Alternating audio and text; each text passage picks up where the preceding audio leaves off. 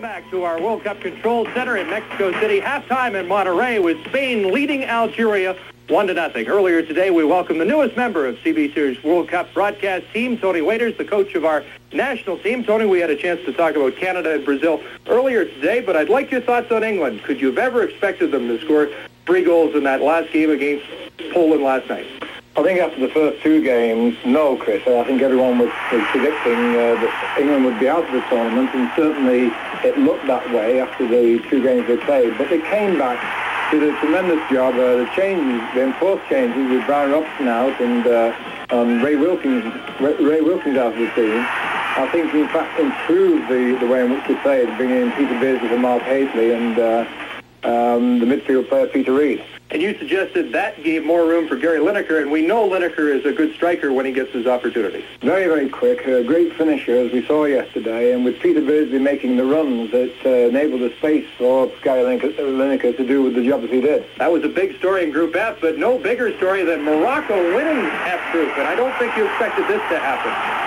Well, yes and no. I think Morocco are an exceptionally good side. We played against them 2 years ago in Morocco, and we were 3-0 down before we'd had time to breathe. Exceptional attacking skills. The coach, Jose Ferreira, done a great job with them, and look at this goal. You know, that's high skill, and I think they're going to do well.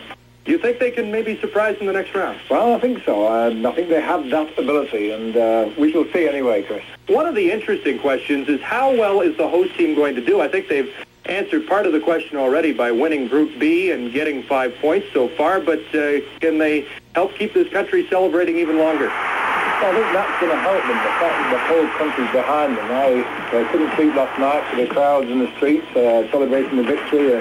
They did very well, and these sort of goals are going to put them on the way. You can see how the crowd's reacting and how the players are reacting. And I think that's the most important thing. They're full of emotion and full of running. The coach has, again, done a very good job with them. Now, you've played Mexico perhaps as much as anybody over the last couple of years. Are they a team that is capable of beating the likes of one of the bigger clubs? I think playing in your own country is one big factor. The altitude is another. And the way they're playing, as long as the bubble doesn't burst, they could end up in the last 4.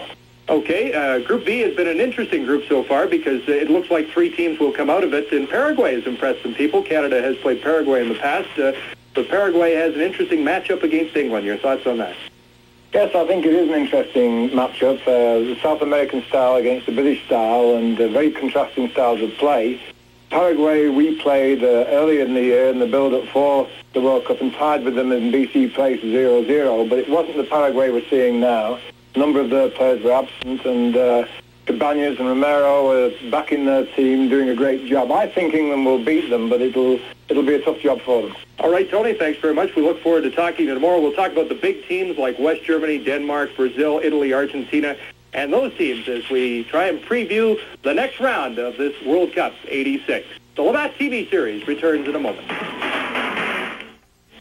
After 45 minutes in Monterrey, it's Spain leading Algeria 1-0 as they try to nail down second place in Group D. No question about first place.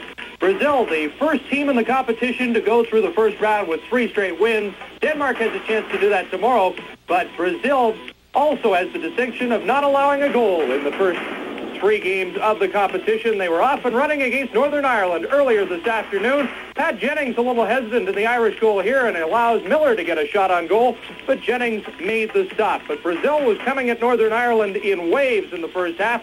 Finally, Mel Donaghy just put his hands up and put a halt to it. That's a yellow card against Donaghy, but might have saved a possible goal for Brazil. But later, 16th minute, Brazil does score as Miller with a great cross, and Careca finishes it, his second goal of the tournament, and he goes over to thank his partner Miller, who made a great cross, as you'll see, through the legs of one defender, and Careca made no mistake. Then it was the veteran junior with a good give and go. Here he moves in, and Jennings has to make a fine stop. Socrates on the rebound, but it's cleared away by the Irish. Still 1-0 until the 41st minute. Watch this shot, one of the best in the tournament, by Josimar in his first start for Brazil in this World Cup. You couldn't ask for a better shot than that, and he deservedly celebrates a brilliant goal. Another look into the top corner, one of the best goals we've seen so far. In the second half, Brazil with more pressure. Branco to Careca, and what a way for Pat Jennings to celebrate his 41st birthday. Here he is a little indecisive again and was called upon to make a big save. But finally, the pressure was too much for Northern Ireland. A great goal here as Koreka and Zico will combine. Zico displaying some of his magic in the second half, and Koreka, the left footer, for his third goal of the game. Of the tournament, another look at that brilliant goal, making it 3-0 for Brazil over Northern Ireland. So Brazil moves on to the next round of the competition, joining a number of teams that have earned their berth in round number 2. Argentina and Italy have come out of Group A. Mexico and Paraguay are through out of Group B, as are Belgium as one of the top third-place teams. The Soviet Union and France move on out of Group C. Brazil now takes its spot out of Group D. Denmark and West Germany have reserved their places in round number 2, and Morocco, England, and Poland will all come out of Group F into the next round. Now, still in doubt are these teams. Bulgaria, hoping to be one of the third-place teams. Spain and Algeria need a point here to move on to the next round, and either Uruguay or Scotland will move on. The Scots will be in round number 2 with the victory. These teams are through. South Korea, Iraq, Canada, and Hungary has also been eliminated, along with Portugal and Northern Ireland. We'll have highlights of the first half between Spain and Algeria next. World Cup 86 on CBC Sports returns in a moment.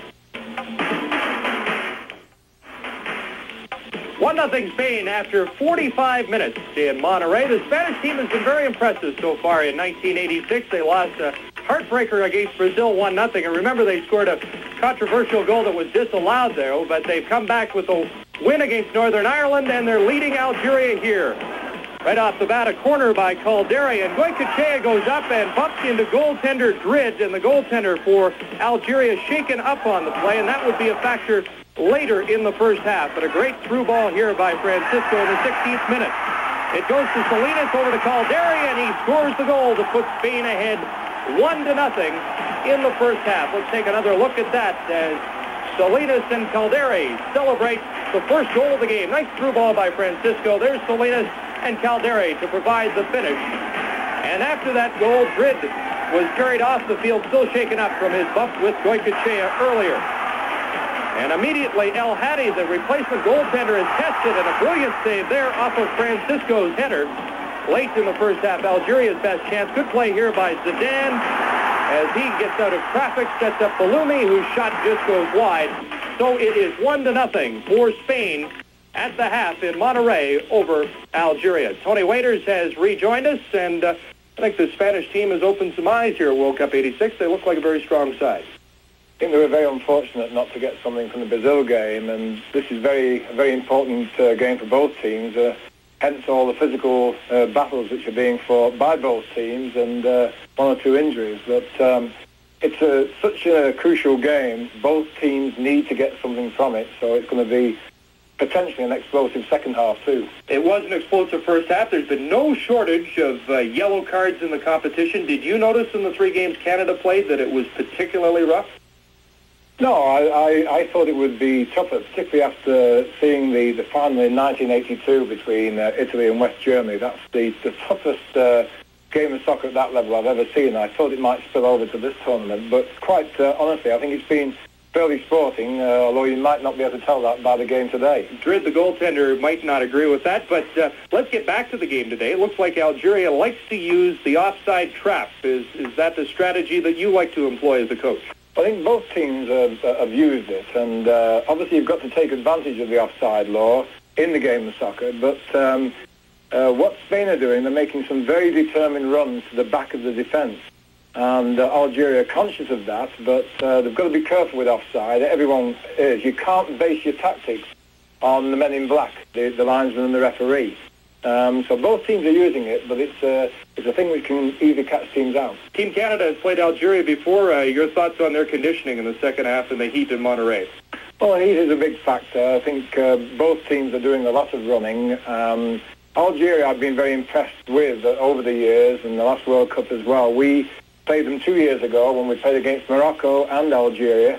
Good experience for us. We lost to Algeria 1-0. A pretty solid defence that time, but I think Spain have got the tails up. They are going to be, I think, a force in this World Cup. I think they're on the way to the next round. That's my reading of the situation.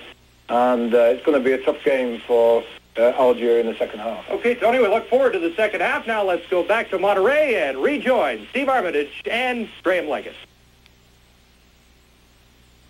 Thank you, Chris and Tony, and welcome back to the heat of Monterey. Temperature at field level well in excess of 100 degrees, I am sure. Spain opened this second half of play with a 1-0 lead over Algeria, and Eloy, who has come on as a substitute, gets a chance for Spain and wins them a corner. Eloy wearing number 20. Butraguena, number 9, has gone out of the game for Spain.